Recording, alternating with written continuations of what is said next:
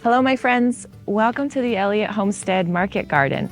It's been a while since we brought you out here, and since it's morning and we have a good cup of coffee in hand, we thought it'd be the perfect time to give you a quick little tour of what we have going on in the garden this year. So this is the space where we grow all of our vegetables. We grow a lot of different herbs and plants down in our flower beds, more by the house. This is at the top of the property behind our shop, and this is where all the vegetable production happens. In the background, you're going to hear a sheep of ours. This is a naughty sheep that would not stay in its summer pasture, so we brought it back here, and now we're putting it to use in eating down the poison ivy that we have kind of creeping in on the edges of some of the beds. So you'll get to meet her later, but let's go for a tour.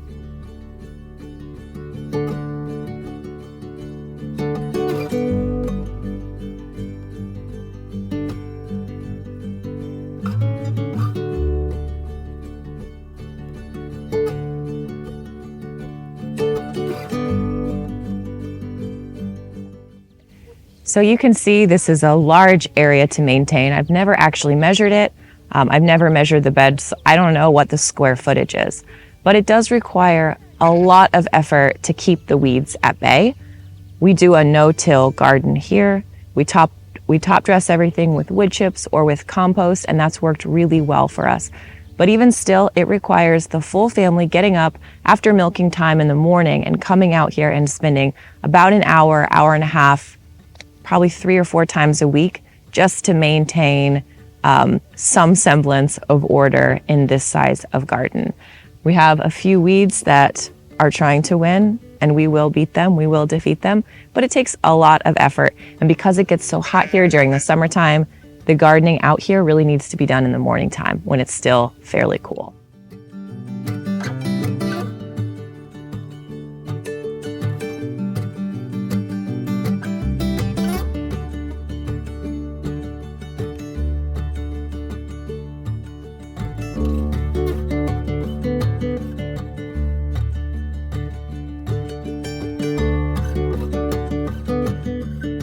After a year of bedroom renovation and construction last year and over half a year of Stu and I sleeping on the living room floor, it was finally time to upgrade our mattress. My best friend has been telling me for years to get a Birch mattress, and so when the time came, that's exactly what we did.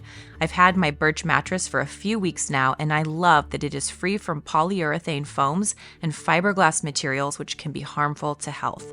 Birch makes organic, non-toxic mattresses that are made right here in America from natural materials like organic latex, New Zealand wool, American steel springs, and organic cotton. They offer a 100-night sleep trial so that you can make sure you love your new mattress, and they offer a 25-year warranty, flexible payment plans, financing options, and free shipping. It's super easy to set up.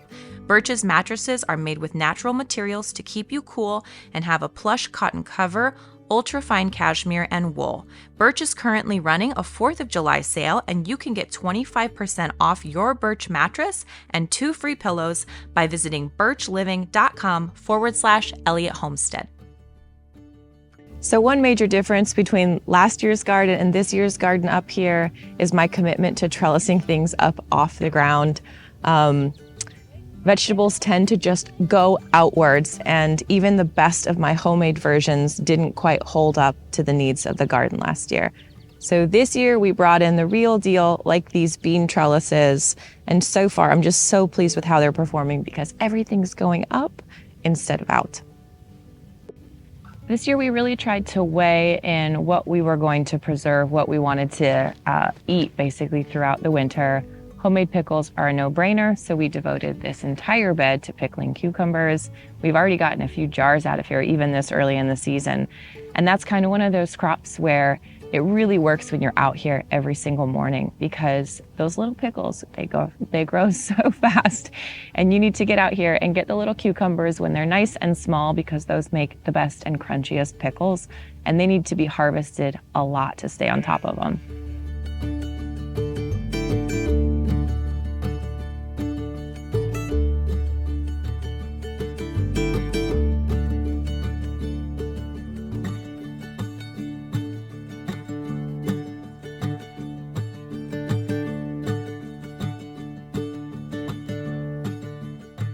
This is my eggplant bed. Eggplant is one of my very favorite vegetables in the entire world. It's so beautiful to watch it grow. It has these gorgeous purple flowers. This year, I have them trellised because they tend to get very big in my garden. They won't come really into fruit until like late July or August, but when they do, it's something to look forward to.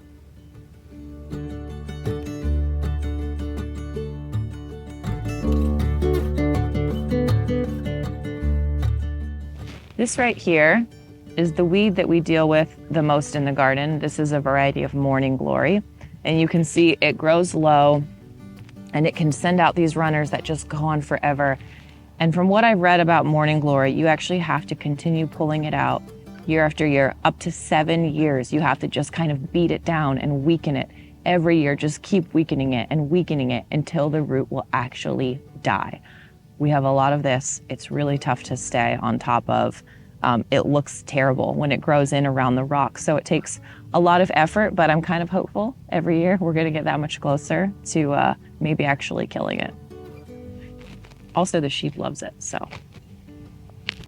So this is our tomato row, and I promised you that I wouldn't grow too many tomatoes last year. I grew 12 this year, and I think last year I grew 60, and it was absolute chaos.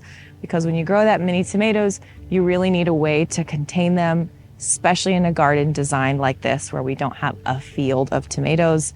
So we brought in these cages, and so far they're doing really great. I know there's a ton of different homemade versions. People trellis their tomatoes in all kinds of different ways, but so far this is working really well for our beds.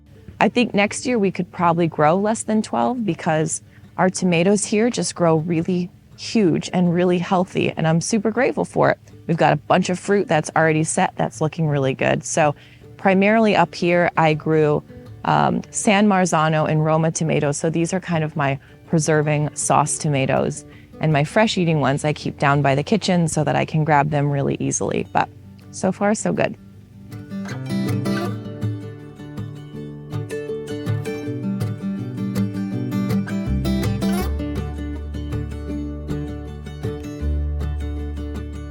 So this was another one of our little investments for the garden this year, which was this squash tunnel. Because we grow in these market style rows, squash is really difficult because we have kind of these narrow rows that we're working with pathways in between. Last year, the squash just went everywhere and it covered pathways. And the problem that you have with that is that you can't find the fruit. And so then the fruit will just kind of rot and you never get to harvest. You never get that payoff for all your effort. So in theory, the squash will grow over this tunnel. Again, lots of homemade versions, lots of adaptable ways that you can get this squash to go up. But I'm really happy with this one so far. So we just come out every day and train it a little bit. And again, so far, so good. We'll see how it holds up under the weight of watermelons and cantaloupe.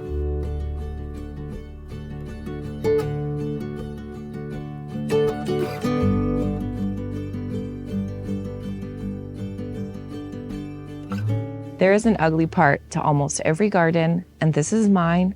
This is my poison ivy patch.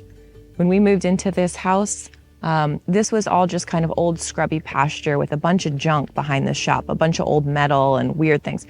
So we cleaned all that out, but what was left behind was years of unkept poison ivy. We've pulled it out year after year, multiple times, and it just still comes back. And so this year we brought in one of our ewes that was born here last year that has a really hard time staying in fences. So she's a bit naughty. And so we have her contained in here. The cool part is not only is she eating the poison ivy, but as we weed each morning, we collect all of the weeds in buckets and then we dump them in here for her. And so she's kind of like this built-in composter, and it's working out really well. It's gonna take a while for all of this to get dealt with. Like at a root level, we'll probably have to do this for a few years, unfortunately. But that's just the way it goes with gardening.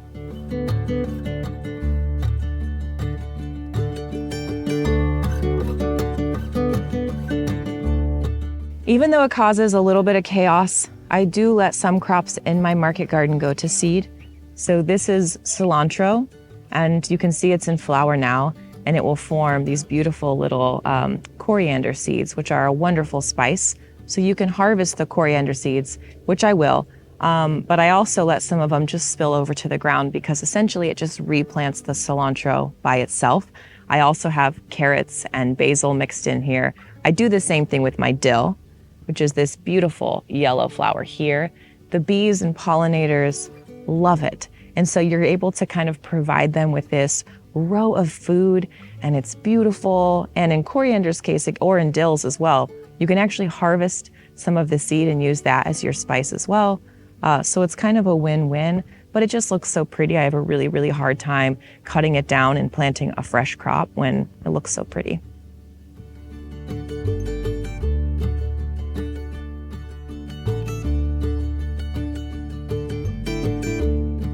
I grow quite a few crops from the brassica family up here.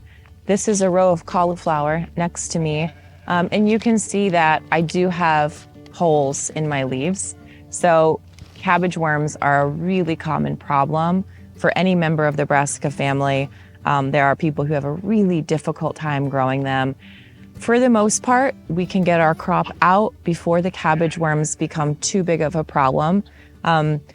The best solution that I have found to preventing them is to actually cover the whole crop from the moment you put it into the ground with an insect paper. So it's like this really, really thin, white, clear fabric that allows sun to come through, but that will keep the moths from laying the eggs on your brassica family crop. So that has worked really well for us in the past at preventing any kind of damage like this.